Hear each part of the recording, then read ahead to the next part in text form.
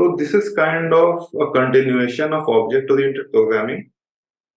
So in the previous video, I was kind of not satisfied with a couple of concepts which I explained, and I wanted to emphasize some clarity on those. To be more specific, class methods and static methods. So this is an example class which we had already seen. So this is a class dice, and we have two class variables in this class. One is sides, which is a list of strings 1, 2, 3, 4, 5, and 6. There is another counter class variable c equals 0.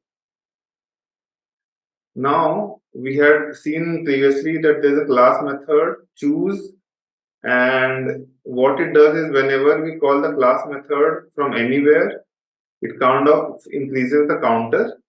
It also prints the counter, and it prints random.choice CLS sides, which just chooses from one of the items in this list. We are using dice.upper to access static method. Just for clarity, I want to say that class name without round brackets, you can see here, right? Dice.upper. So actually, dice with brackets creates an object. We are not doing that thing here. We are just saying that this class has a function upper, and we'll use that. Similarly, we have a static method upper, which just returns uppercase of the string. First thing is we can use any class method without creating an object. For example, dice.choose. So without a creation of any object, we have just called choose, and it actually kind of modifies the state of the class. I've also chosen to show that we can actually create an object of dice, and using that object also I can call the class methods. And all of these actually are increasing the counter. So in that sense, what I wanted to show is either I am directly accessing the choose function or via an object or via as many objects as I want. There is one common class state. Let's look at that. Let's get the terminal. We run python dice.py, and I'll just show you all the results. So I had initialized c is equals to 0. So when I first called my choose function using dice directly, it incremented to 1. Then I created a new object and I kind of called choose 10 times. So it kept incrementing class variable count.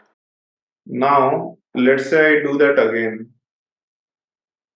I create a new object, let's say object new. I can use this object new 5 times just for clarity. I wanted to run it. Clear, run. See? So it doesn't matter how we have called the choose function, which is a class method. We could directly call it via the class name. We could create an object and call it 10 times. Then we can create another object and again call it 5 times. And the whole point is that class has a single state and class methods have access to the class states. And class methods are used to modify the class state or access the class state. So accessing the class state can be done via any function using dice dot the class variable name. But at an ideal level, class method is something which can modify the class state without actually creating an object. For instance methods, we have to actually create an object and then call them. And that was it for this part. Now let's look at student.py. So again, this is a very familiar class. So we have defined class student. We have created our constructor underscore underscore init underscore underscore, where we are kind of initializing the instance variable name and house. Then we have a magic method stir, which returns an f string which says name from house for the instance variables. Then we have two methods. One is getter method for name One is setter method for name. In getter method, we just return self dot underscore name. In the setter method, we set underscore name with the input, and we also validate the inputs. Similarly, we have getter method for house, setter method for house. It also validates the value we feed in for setting. Now, this is the interesting part I wanted to discuss, which was kind of not clear last time. So we have this class method which takes in the argument CLS to access class. We take two inputs, one is for name, one is for house, and then we can kind of create a class object using CLS with name and house, which gives us a student object, and we can return the student. This is via class method.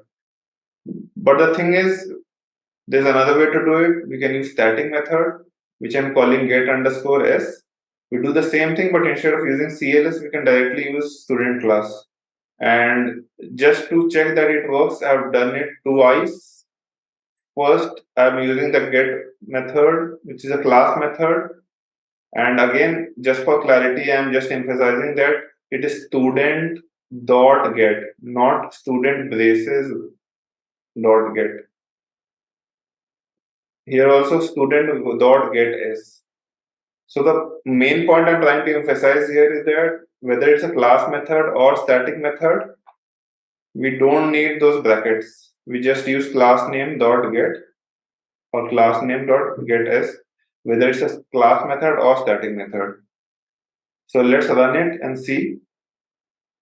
So let's just run python student.py. First, I will enter Ravi is the name, blue is the house, and it prints Ravi from blue. Next is Dev from green, and it prints Dev from green. So either it's a static method or it's a class method, both is working. Let's run it again with some invalid values, Dev, black, and it gives me an error, value error, invalid value. And this is what I was expecting. So this is all about what I wanted to say on class method and static methods. This was just for clarity.